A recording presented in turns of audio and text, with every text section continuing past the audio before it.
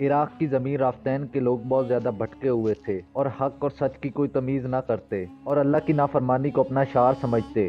تبھی اللہ نے اس قوم میں اپنے نبی حضرت نوح کو پیدا فرمایا، جو بچپن ہی سے حق اور توحید کی تعلیم دیتے رہے اور اللہ کا پیغام ان لوگوں تک پہنچاتے رہے۔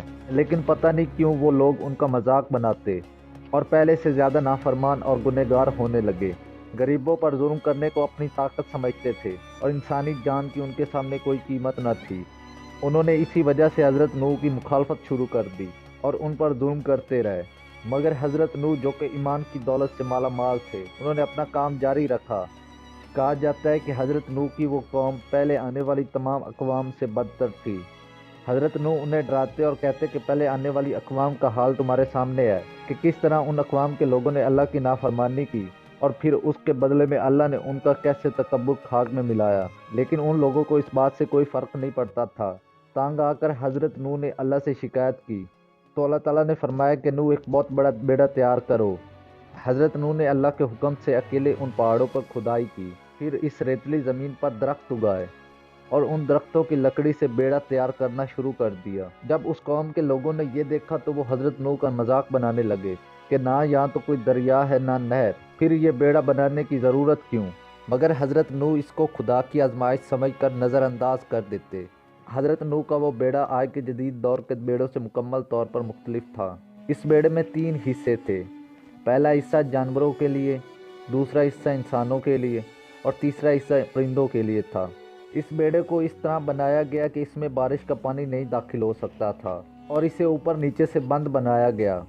بیڑا تیار ہونے کے بعد اللہ تعالیٰ کے حکم سے حضرت نوح نے پرندوں اور جانوروں کو حکم دیا کہ وہ اس بیڑے میں داخل ہو جائیں۔ حضرت نوح کے حکم سے تمام جانور اور پرندے بیڑے میں داخل ہو گئے۔ پھر اللہ کے حکم سے حضرت نوح نے وہاں کے لوگوں کو کہا کہ اس بیڑے میں داخل ہو جائیں، کیونکہ اللہ کا عذاب آنے والا ہے۔ جو داخل ہو جائیں گے وہ اس عذاب سے بچ جائیں گے۔ حضرت نوح کے حکم سے 80 افراد اس بیڑے میں داخل ہوئے، جن میں آپ کے 3 بیٹے بھی شامل تھے۔ اچانک تیز بارش شروع ہو گئی اور طوفان آنے لگا، جس نے ان ظالموں کے گھر گرا دیے، مگر انہوں نے پھر بھی اس طرف دھیان نہ دیا اور سمجھنے لگے کہ یہ طوفان ہے جو تھوڑی دیر میں تھم جائے گا۔ حضرت نوح نے اپنے چوتھے بیٹے کنعان کو دیکھا تو فرمایا کہ کنعان کشتی میں آ جاؤ، تو وہ کہنے لگا کہ اس کشتی سے اچھا ٹھکانہ تو وہ پہاڑ ہے، اور دوڑتا رہا۔ پانی سطح زمین سے بڑھ رہا تھا اور آخرکار اتنا بڑھ گیا کہ کوئی پہاڑ نظر نہ آنے لگا اور آخرکار وہ تمام ظالم لوگ ڈوب گئے۔ حضرت نوح کی کشتی 5 ماہ تک اس طوفان میں چلتی رہی۔ آخرکار بارش رکی اور کوہ ارارات کی ایک پہاڑی کی چوٹی کے ساتھ کشتی رک گئی۔ حضرت نوح نے پہلے پرندوں اور جانوروں کو آزاد کیا اور پھر اپنی قوم کو ایک محفوظ مقام تک لے گئے، جہاں انہوں نے نئی زندگی شروع کی۔